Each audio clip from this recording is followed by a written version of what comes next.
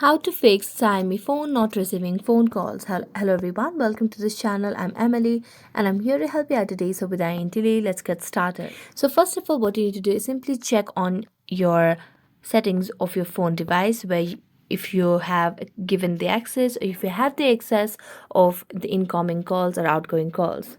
So a lot of times when you do not have enough balance, you get to have your calls padded to get receiving phone calls on your Android or on a device over here. Next, you can tap on the settings application on your device. As you tap on settings, just tap on about phone and check for any updates available for your device. As you check for the updates, you can see the option of check for updates. So when you check for updates, it will give you the option or it will give you the result if you have any. If not, it will say no updates.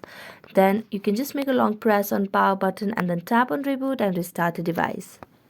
So that's it. Thank you so much for watching this video and see you next time.